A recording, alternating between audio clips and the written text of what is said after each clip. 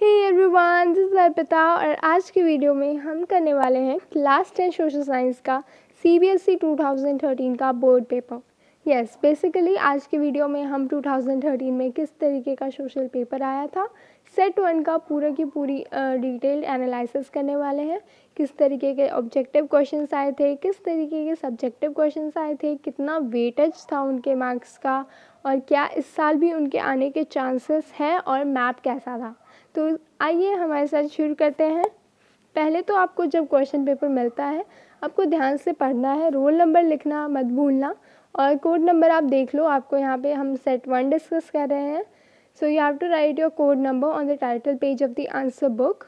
और आपको question paper के में कितने पेजेस हैं वो चेक कर लेने हैं, ताकि आपका एक भी क्वेश्चन ना छूटे। ठीक है, किन्हीं किन्हीं बच्चों के नहीं रहते हैं तो वो आपको चेक करना है। मैप भी अटैच होना चाहिए, ये भी चेक होना चाहिए। ठीक है, तो इसमें 30 क्वेश्चंस हैं, जिसमें से एक मैप भी है 30.1 एंड 30.2। तो ये आपको रीडिंग टाइम है आपका 10:15 से 10:30। ये तो पुराना है, अभी भी आपको वैसे ही 15 मिनट्स ही मिलेंगे रीडिंग टाइम, और बाकी में आपको सब्जेक्टिव लिखना है। ठीक है, कोड नंबर चेक करना है अपने का, सीरियल नंबर चेक करना है, क्वेश्चन का अच्छे से उसे मार्क करना है।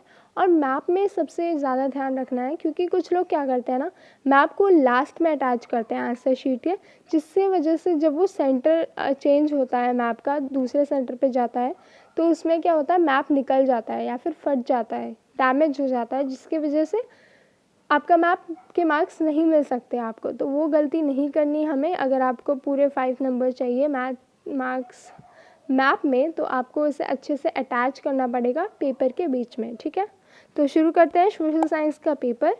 फर्स्ट क्वेश्चन है हमारा हिस्ट्री का क्वेश्चन है। Identify the French artist who prepared a series of 4 prints visualising his dream of a world from the following. अब आप ऐसा कौन सा आर्टिस्ट था जिसने 4 prints बनाए थे हिस्ट्री में, जिसमें उसने अपनी खुद की दुनिया दर्शाई थी। तो ये हिस्ट्री बुक के फर्स्ट पेज पे है। इसका आंसर है फ्रेडरिक सूरो, ऑप्शन नंबर डी आपका सही आंसर है, जिसमें उसने अपनी वर्ल्ड की सारी कंट्रीज़ की मार्च दिखाई थी। किस तरीके से वो स्टैचू ऑफ लिबर्टी था, उसके हाथ में charter of man of rights था, और टॉर्च ऑफ एनलाइटमेंट था, जिसके ऊपर उस सीन के ऊपर बहुत सारे एंजल्स थे। राइट, तो इस तरीके से आपको आइडिया होना चाहिए कि कहाँ से हमें पूछा गया है। ओके, तो अगर आपको ये अटैम्प्ट नहीं करना है, अगर आपको ये नहीं आता, तो आपके पास एक और ऑप्शन है, who among the following was a member of the French team who explored Mekong river. तो इसका भी आंसर ऑप्शन नंबर डी ही है आपका। गार्नियर थे वो, जिन्होंने वो फ्रेंच टीम के मेंबर थे जिन्होंने मेकॉन्ग रिवर को एक्सप्लोर किया था। ठीक है, आगे बढ़ते हैं सेकेंड क्वेश्चन की तरफ। The non cooperation movement began on which of the following dates. कुछ बच्चों को डेट्स याद करने में बहुत ज़्यादा प्रॉब्लम आती है, तो ऐसा कुछ नहीं है, आप मेन याद कर सकते हैं, जैसे नॉन कॉपरेशन मूवमेंट का, सिविल डिसोबियंस मूवमेंट का, जलियांवाला बाग, और बेसिक सत्याग्रह वगैरह, जितने Ahmedabad, Kheda, cotton mill worker strike वगैरह आप याद कर सकते हैं, ताकि आपको ईजी हो। ठीक है, तो सेकेंड का आंसर है ऑप्शन नंबर ए, जनवरी 1921। क्लियर, आगे बढ़े। ओके, थर्ड क्वेश्चन है, which one of the following ports is biggest with spacious natural and well sheltered harbour. तो ऐसा कौन सा पोर्ट है जो कि बहुत बड़ा है, स्पेशियस है, नेचुरल है, और उसमें अच्छा हार्बर है। तो आंसर होगा आपका मुंबई। मुंबई एक वेल शेल्टर्ड हार्बर है, जहाँ पे आपको बहुत सारे इनफ स्पेस है और अच्छा पोर्ट है वो। ठीक है, fourth one, which one of the following countries has one party system. अब ऐसी कौन सी कंट्री है जिसमें वन पार्टी सिस्टम है, ये आपको इधर बताना है। फिफ्थ क्वेश्चन है आपका, फोर्थ क्वेश्चन आपका डिलीटेड हो गया था, मुझे अभी याद आया तो मैंने आपको बता दिया। फिफ्थ क्वेश्चन है, कौन सा आपका कंट्रीज़ है जिसमें वन पार्टी सिस्टम होता है। तो इसका आंसर है आपका China.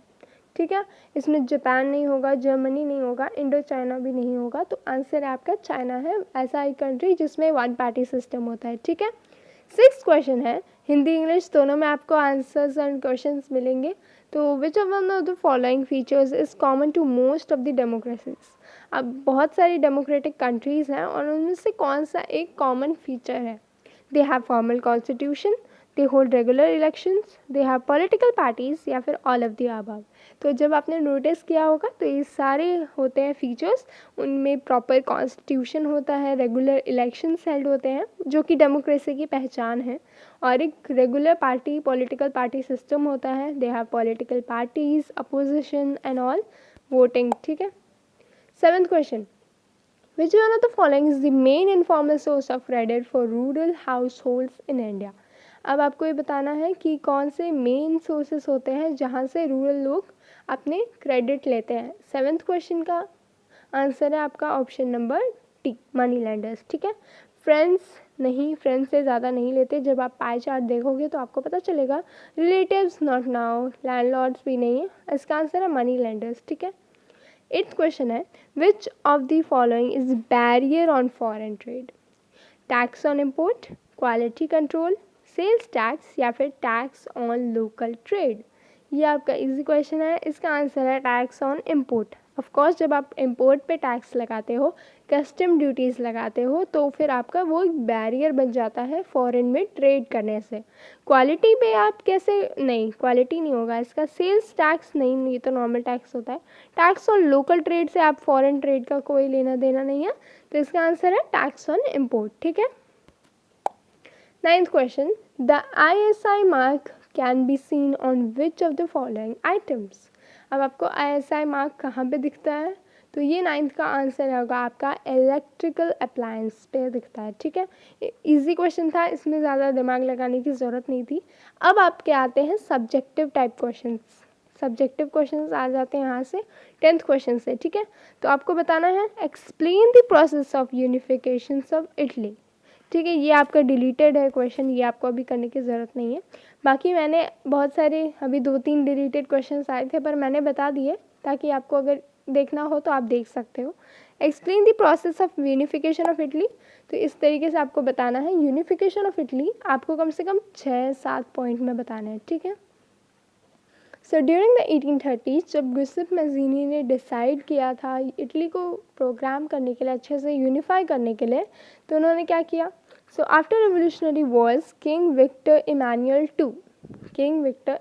To took power to unify the Italian states. ठीक है। उन्होंने पावर ली इटालियन स्टेट्स को यूनिफाई करने के लिए। उन्होंने एक डिप्लोमेटिक अलायंस कैवर की तरफ से की, और वो सक्सीड हो गए इन डिफीटिंग ऑस्ट्रियन फोर्सेस इन 1859। तो इस तरीके से उन्होंने हराया ऑस्ट्रिया की फोर्स को under the leadership of Garibaldi.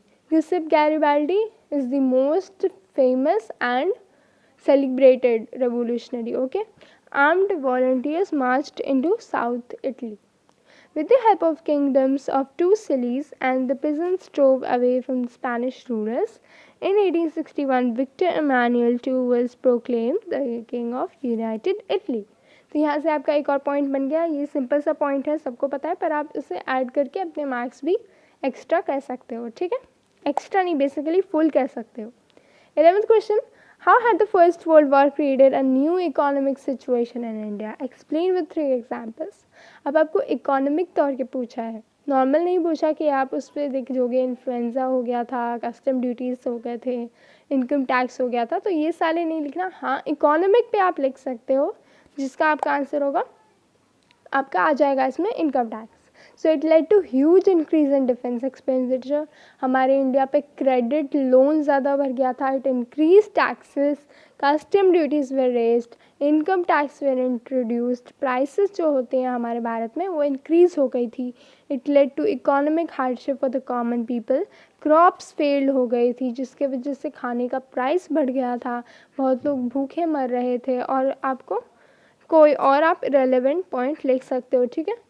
Any 3 points to be explain, proper आपको एक्सप्लेन करना है। तो इस तरीके से जब आप एक्सप्लेन कर दोगे तो आपको मार्क्स मिल जाएंगे। ठीक है।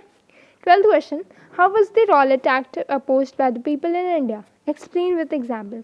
तो रॉलेट एक्ट बहुत सारे पार्टी किस तरीके से उन्होंने रैलीज करके की थी।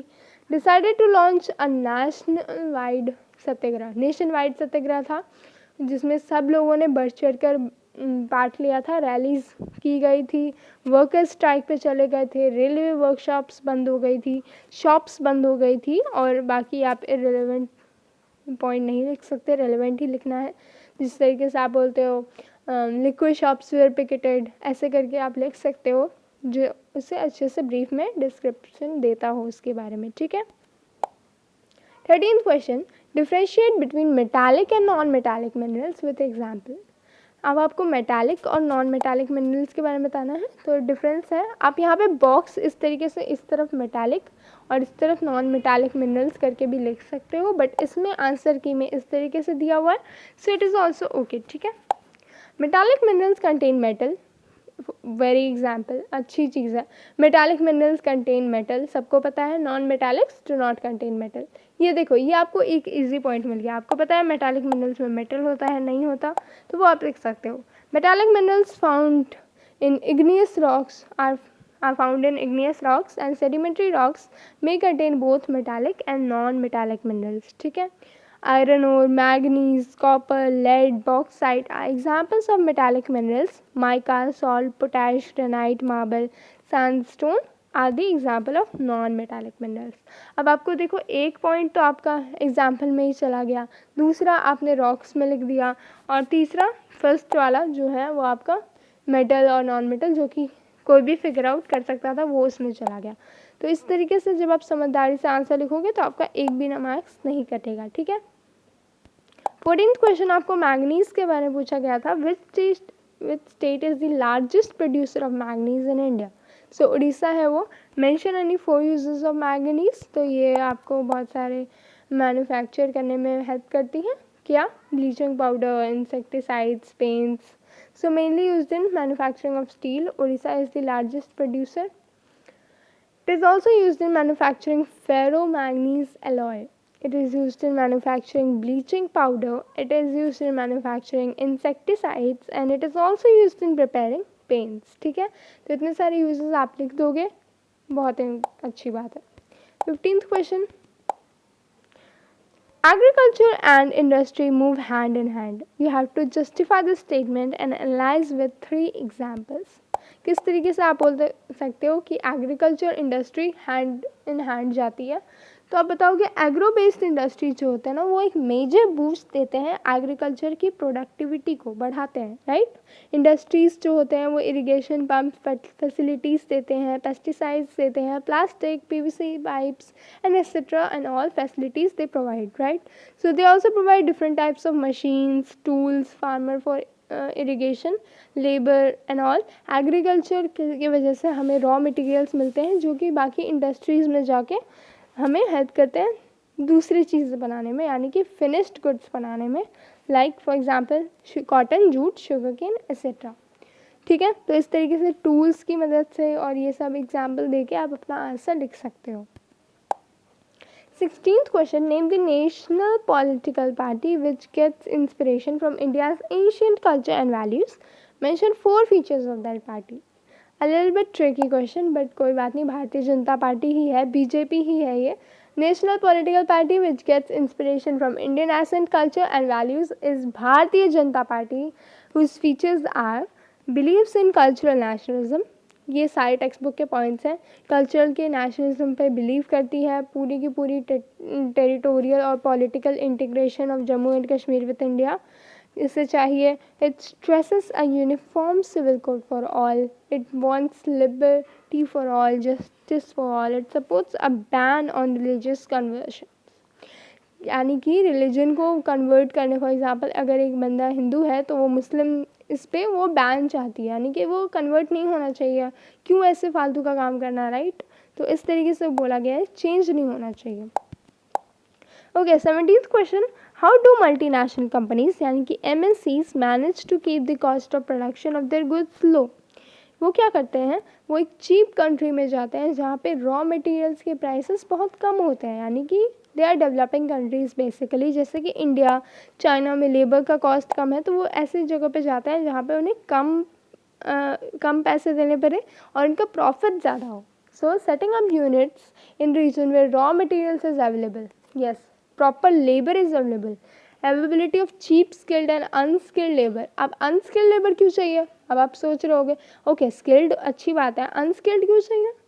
तो कुछ लोग ऐसे भी होते हैं जो वहाँ पे मेनली छोटे मोटे काम करते हैं, मशीन ही ऑन कर देते हैं, जस्ट उन्हें जो आइडिया नहीं होती, ज़रूरी नहीं है सबके पास स्किल हो, अनस्किल्ड भी ज़रूरी चाहिए होती है, ठीक है।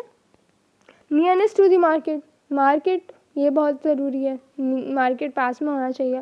फेवरेबल गवर्नमेंट पॉलिसीज इंजॉय करने चाहिए, like come tax and all. Regular supply of power and safety, proper उनके पास सेफ्टी सिक्योरिटी होनी चाहिए कि अगर आप वहाँ पे अपना एमएनसी बिठा रहे हैं तो कभी उन्हें डर ना लगे कि कभी कुछ उनके साथ ऐसा हो जाए, ठीक है, ताकि उनका लॉस हो जाए। 18th क्वेश्चन है, legal constitutional changes by themselves can not overcome challenges to democracy, justify the statement. ये आपका चैलेंज टू डेमोक्रेसी वाले चैप्टर से आया हुआ है। तो आंसर इसका, लीगल कॉन्स्टिट्यूशन चेंजेस क्या होते हैं, तो लॉज जो होते हैं, it plays an important role in political reforms. Laws can help to discourage wrong political practices and encourage good ones. Law की मदद से क्या होता है, इम्पॉर्टेंट रोल रहती है पॉलिटिकल में, वो स्टेबल रहता है। लॉ के वजह से वो रॉन्ग चीज़ों को डिस्कार्ड कर सकते हैं और अच्छी चीज़ों को इनकरेज कर सकते हैं। और लॉज ज़्यादा कुछ मीनिंगफुल नहीं होते, कॉपरेशन चाहिए लोगों का, तभी वो लोग प्रॉपर मीनिंग देते हैं, ठीक है। फोर्थ पॉइंट है आपका, sorry, democratic reforms are to be carried out mainly by political activist, parties, movements and political conscious citizens. इस पॉइंट का क्या मतलब है, डेमोक्रेटिक की जो रिफॉर्म्स होती है, यानी कि जो बदलाव होती है, वो किसके द्वारा कैरीड होती है, यानी कि किसके वजह से वो फैलती हैं या फिर कैरी होती है, तो वो होते हैं पॉलिटिकल एक्टिविस्ट, पार्टीज़, मूवमेंट्स, और जो कि कॉन्शियस सिटीजन्स होते हैं उस कंट्री के, तो वो उससे फैलाते हैं। Like example, LBW rules of cricket, जिसे आप बोलते हो लेग बिफोर विकेट, ठीक है। इसके बहुत सारे रूल्स होते हैं, उसी तरीके से हमारा भी बहुत सारे रूल्स होता है, लॉज होते हैं, जिसे आप इनकार नहीं कर सकते। Okay, how is money used as medium of exchange, explain with example. Money and credit chapter से आया हुआ सबसे बेहतरीन सवाल और इजी सवाल, जिससे आप मार्क्स चुटकियों में ले सकते हो। So money as medium of exchange, अगर किसी के पास है तो वो आराम से उस कॉमोडिटी को एक्सचेंज कर सकता है, कोई भी उसे इनकार नहीं करेगा लेने से। हर कोई चाहता है कि उन्हें पेमेंट मिले, मनी में मिले, और हर एक बार्टर सिस्टम को ये अवॉइड करता है।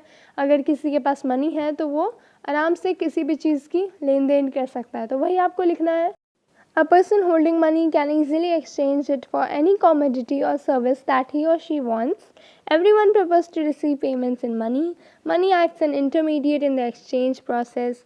Money eliminates the need for double coincidence of wants. For example, a farmer can sell his crops to anyone who wants to purchase it and earn money. With this earn money, he can purchase anything, जो कि हमारे economic criteria को बढ़ाता है, ठीक है, clear.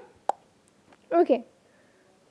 An ideal government would not only keep itself away from corruption but also make fighting corruption and black money a top priority. Justify the statement. अब आपको justify करना है, किस तरीके से करोगे, तो values आपको बतानी है, इतने मत लिख के आ जाना, इसे अच्छे से explain करना है। Values of an ideal government क्या होता है, honesty और integrity, honest होनी चाहिए गवर्नमेंट, पब्लिक से झूठ नहीं बोलनी चाहिए, झूठे वादे नहीं करने चाहिए, राइट, ऑनेस्ट रिव्यूज़ देने चाहिए, इंटेग्रिटी मेंटेन करनी चाहिए, जस्टिस होना चाहिए लोगों के साथ, ट्रूथफुलनेस, कि आप कुछ प्रॉमिस कर रहे हो, अगर आप ट्रुथ बोल रहे हो तो people would agree with you, right. तो आपको सच्चाई के साथ चलना है, जस्टिस के मार्ग पे चलना है। ट्रांसपेरेंसी होनी चाहिए, यानी कि हर एक पब्लिक आप क्या काम कर रहे हो, अच्छा काम कर रहे हो, बुरा काम कर रहे हो, उससे अच्छे से रिव्यू कर पाए, देख पाए क्या हो रहा है उनके साथ, क्या उनके पॉलिटिकल पार्टीज लीडर्स कर रहे हैं, उन्हें अच्छे से पता चलना चाहिए। ट्रांसपेरेंट गवर्नमेंट होनी चाहिए और अकाउंटेबिलिटी होनी चाहिए प्रॉपर, ताकि उन्हें पता चल सके कि आखिर हो क्या रहा है, right.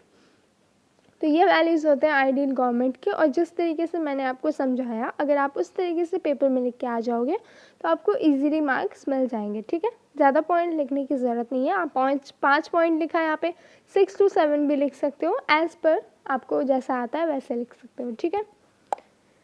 Okay, 21st question, how do we participate in the market as producers and consumers. Producer के मामले में हम कैसे पार्टिसिपेट करते हैं, कंज्यूमर के मामले में कैसे पार्टिसिपेट करते हैं, एक्सप्लेन कर दो भाई 3 एग्जाम्पल देके, तो ठीक है।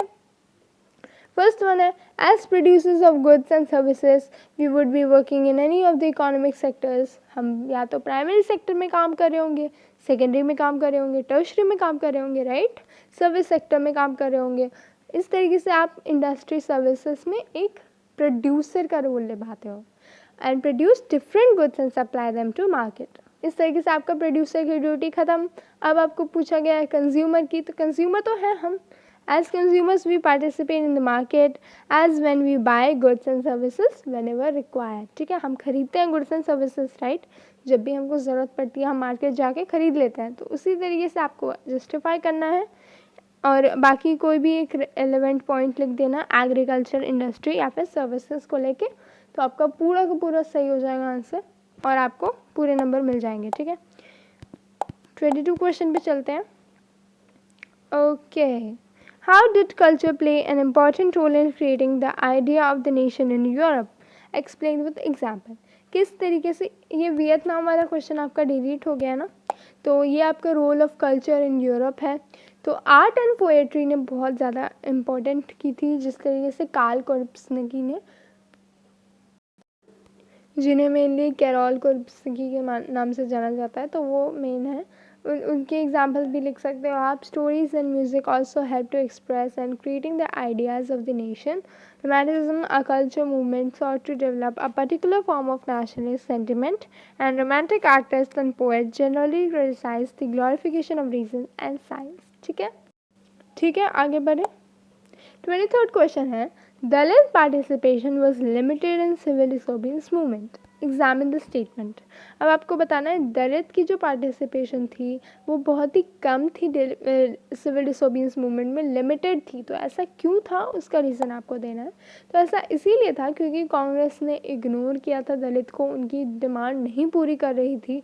गांधी जी को वो बोल रहे थे, पर गांधी जी क्योंकि बाकी वो रैलीज़ में बिज़ी थे, तो तब तक के लिए उन्हें इग्नोर किया गया। वो फेवर में नहीं, उतने फेवर में नहीं थे, बट थे। ओके, तो उन्होंने लिमिटेड पार्टिसिपेशन किया। For a long time the Congress had ignored the Dalits.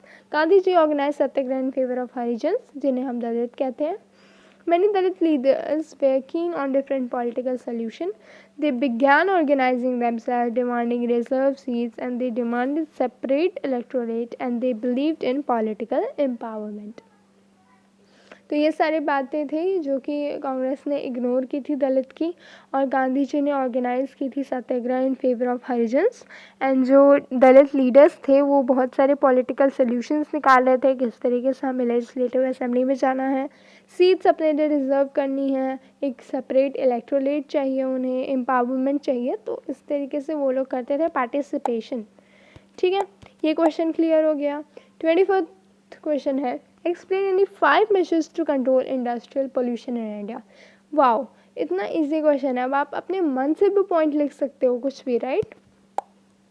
So first of all, smoke emitted by industries can be reduced using mineral oil, natural gas instead of coal, right?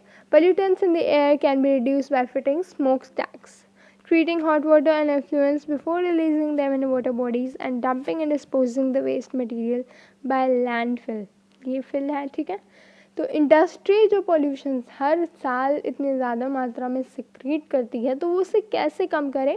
तो पहली बात, जो वो pollution हवा के द्वारा होती है, यानी कि एयर पॉल्यूशन, तो उसे हम कैसे रिड्यूस कर सकते हैं। मिनरल ऑयल यूज़ करो, नेचुरल गैस यूज़ करो, कोल को कोयला के बजाय ये सब यूज़ करके कम कर सकते हैं, राइट। पोल्यूटेंट्स जो होते हैं एयर में वो कैसे रिड्यूस हो सकते हैं। स्मोक फिल्टर यूज़ करो, स्मोक स्टैक्स यूज़ करो, ताकि स्मोक की जो गंदगी होती है वो उसी में रह जाए और हवा फिल्टर होकर बाहर चली जाए, ठीक है। ट्रीटिंग हॉट वाटर, आप हॉट वाटर और जितने भी गंदगी एफ्लुएंस होते हैं उसे वाटर बॉडीज़ में रिलीज़ करने से पहले उसे ट्रीट करो, उसे डिसइंफेक्ट करो, तभी तो। And dumping and disposing the waste material, जितना सॉलिड वेस्ट होता है उनका, वो लैंडफिल की मदद से उसे फिल कर सकते हैं, राइट। तो इस तरीके से इंडस्ट्रियल पोल्यूशन कम कर सकते हैं और हमें ग्रीनरी मिल सकती है। नेक्स्ट क्वेश्चन देखते हैं, 25th question, describe any 5 major problems faced by road transport in India. क्या आप इसमें क्या लिखोगे। तो ये आपको लिखना है the road network is inadequate, यानी कि प्रॉपर नहीं है, हर जगह के लिए नहीं है। About half of the roads are unmetalled, यानी कि अनमेटल्ड मतलब क्या होता है, कच्चे रास्ते, यानी कि प्रॉपर रोड नहीं बनाई गई है ताकि आप किसी भी जगह से ट्रैवल कर रहे हो तो आप हर एक जगह पे अच्छे से रोड लेके चले जाओ। कच्चे रास्ते होते हैं, right. They limit there uses during the rainy season, rainy season में अनमेटल्ड रोड पे कीचड़ जमा हो जाती है या फिर वो टेम्प्रोरी रोड की तरह होती है तो वो ख़त्म हो जाती है, तो लिमिट हो जाती है उसकी यूज़ रेनी सीजन में। नेशनल हाईवेज़ आर इनएडुकेट, यानी कि बहुत कम मात्रा में है, हर जगह नहीं है, हर एक बार हर एक जगह हम नहीं जा सकते हाईवेज़ लेके। Roads are highly congested in cities, या this is the main problem ना। रोड्स जो होते हैं सिटीज़ में बहुत ज़्यादा कंजस्टेड होते हैं with lot of traffic, pollution and all. Most of the bridges and culverts are old and narrow, जैसे कि ब्रिजेस होते हैं और आपके बहुत सारे कमज़ोर ब्रिजेस होते हैं जो कि हर साल टूट जाते हैं और वो नैरो भी होते हैं, उस पर ज़्यादा गाड़ियाँ नहीं चल सकती एक साथ। And lack of amenities along the road sides, lack of amenities मतलब यानी कि उस चीज़ की कमी जो कि हमें ज़रूरत हो, यानी कि जो डिज़ायर्ड हो उसकी शॉर्टेज हो जाती है जब, तो हम उससे बोलते हैं lack of amenities, road sides पे कम मिलती हैं हमें, ठीक है। तो ये सारे प्रॉब्लम्स होते हैं रोड ट्रांसपोर्ट से ट्रैवल करने के, ये प्रॉब्लम्स फेस किए जाते हैं हर साल। रोड नेटवर्क अच्छी नहीं होती, अनमेटल्ड रोड्स होते हैं, रेनी सीजन में प्रॉब्लम होती है, national highways and all congested roads with lot of traffic and bridges जो कि बहुत पुराने हो जाते हैं जिन पे जाने पे भी डर लगता है, तो ये सारे रहते हैं। ओके, तो ये 25th क्वेश्चन का आपका आंसर है। 26th क्वेश्चन आपका आगे है। Okay, so how did the struggle for Nepali people became, okay ये आपका डिलीटेड है, ठीक है। Democracy is seen to be good in principle but fail to be not so good in practice, justify the statement. अब आपको ये justify करना है कि डेमोक्रेसी जो है वो प्रिंसिपल के मामले में अच्छी है, यानी कि टॉपिक के मामले में, मुद्दे की बात पे अच्छी है, पर प्रैक्टिस यानी कि प्रैक्टिकल पे क्यों नहीं अच्छी है, तो ये आपको बताना है, ठीक है। Okay, the expectations of the people in the democracy are too high. Democracy country में क्या होता है, एक्सपेक्टेशन लोगों की बहुत ज़्यादा होती है, हमें ये चाहिए, हमें वो चाहिए, और बहुत ज़्यादा एक्सपेक्ट कर लेते हैं लोग। तो अगर ये सारे फ्यूफिल हो जाते हैं टाइम पे तो वापस से एक्सपेक्टेशंस बढ़ जाती है। फॉर एग्जांपल पहले एक गांव है, ठीक है, उसमें पहले एक्सपेक्टेशन क्या थी, हमें रोड चाहिए, रोड बनवा दी गई। उसके बाद वो लोग क्या बोलेंगे, हाईवेज चाहिए, स्ट्रीट लाइट्स लगवा दो एंड वाटर सप्लाई कर दो, तो वो बेसिक से बढ़ के ज़्यादा एक्सपेक्ट करने लगते हैं। सो अगर ये पॉसिबल नहीं होता है उनकी डिमांड्स को फुलफ़िल करना, तो ये सारे क्या होते हैं, सेटिस्फाई नहीं हो पाते हैं। Some of them would be satisfy, others would not, of course हर बात होती है। Those who are not satisfied start blaming democracy and appreciate other forms of government. जो पार्टी में होते हैं उन्हें बदनाम करने लगते हैं, वो लोग ब्लेम करने लगते हैं कि आपकी पार्टी अच्छी नहीं है, आप हमारे लिए कुछ काम नहीं करते, जनता को नहीं देखते, राइट। और दूसरे गवर्नमेंट को अप्रिशिएट करने लगती है जो कि अभी करंट में रूल नहीं कर रहा, ठीक है। Democracy is just a form of government, democracy एक जस्ट फॉर्म है गवर्नमेंट की, nothing else. It can create conditions for achieving something, ठीक है। इस तरीके से आप बता सकते हो डेमोक्रेसी किस तरीके से प्रिंसिपल पे काम करती है एज वेल एज प्रैक्टिस पे काम करती है। तो प्रिंसिपल के तौर पे एक्सपेक्टेशंस लोगों की बहुत ज़्यादा है, और प्रैक्टिस के नाम पे तो एक फॉर्म ऑफ गवर्नमेंट है, आप इससे इतना एक्सपेक्ट नहीं कर सकते, दे आर स्लोली इम्प्रूविंग ना। तो इस तरीके से आपको क्वेश्चन लिखना है। 20 था आपका ट्रांसफॉर्मेशन ऑफ मार्केट, ये देखो, how have our markets been transformed in recent year, globalisation का क्वेश्चन है जिसे आपको एग्जाम्पल के तौर पे समझाना है। So transformation of market with the help of MNCs. The past 2 or 3 decades, more and more MNCs have been looking for locations around the world for cheap labor, skilled and unskilled labor. Foreign investment had been rising, foreign trade also rise rapidly. There's greater integration of production and markets across countries today.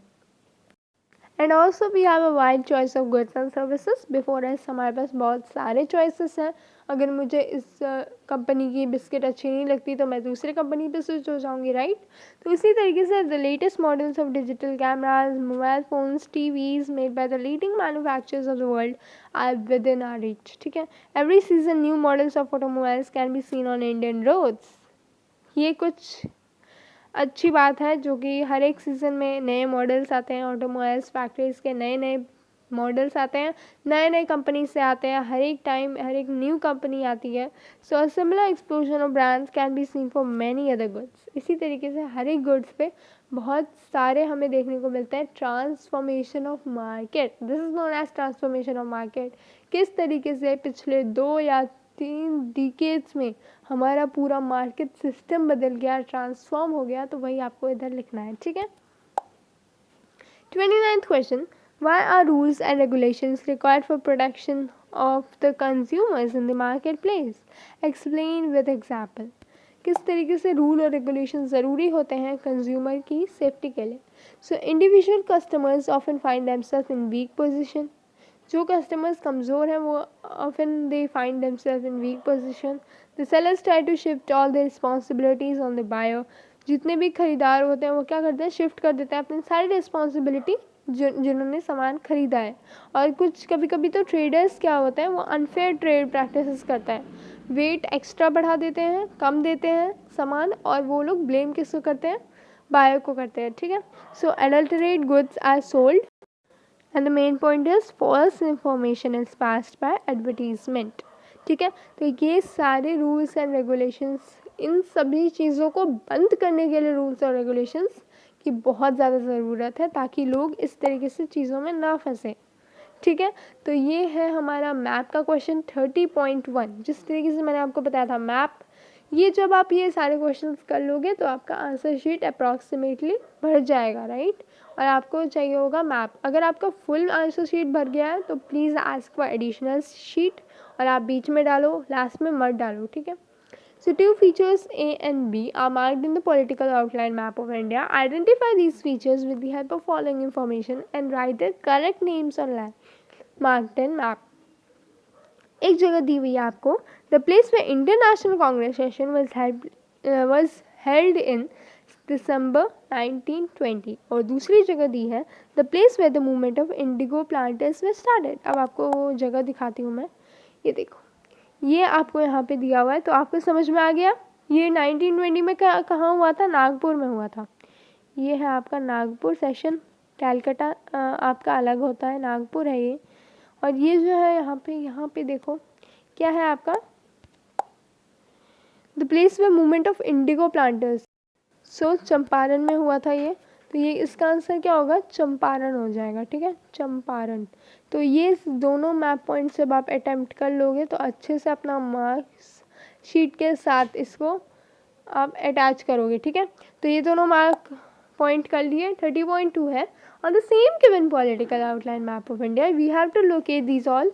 Kalpakkam nuclear power plant जो कि आपका तमिलनाडु में, Bhadravati iron and steel plant, Kochi major sea port. तो मैं आपको दिखाती हूँ, ये देखो, ये है आपका चंपारण, जैसा मैंने आपको बताया। नागपुर है, यहाँ पे मैंने मार्क किया, देखो पिछले मैप में मार्क कर दिया था मैंने। यहाँ पे है आपका कलपक्कम, इस तरीके से। कोच्चि ये आपको नहीं पूछा गया था, कोई बात नहीं। भद्रावती इधर है, यहाँ पे देखो भद्रावती मिल गया। और आपको ये 5 पॉइंट्स, ये देखो 2 × 2 जो कि आपको पूछे गए थे, और 3 आपको लोकेट करने थे। तो इस तरीके से आपका 5 मार्क्स इसी पे मैप पे डिपेंड करता है, ठीक है। तो मैप को ऐसे मत छोड़ देना, पूरा अटेम्प्ट करना, ताकि आपको फुल मार्क्स मिल सके, ठीक है। So this is all for today, thank you everyone. अगर आपको वीडियो अच्छी लगी तो please like and subscribe to our channel. ऐसे ही बहुत सारे वीडियोस अभी आने वाले हैं, तो अगर आपको बोर्ड्स की प्रिपरेशन करनी है तो सब्सक्राइब कर दो, और हाँ, बेल आइकन को भूलना मत टैप करने के लिए, ताकि आपको हमारी नोटिफिकेशंस आती रहे, ठीक है। So thank you everyone, bye bye, have a great day.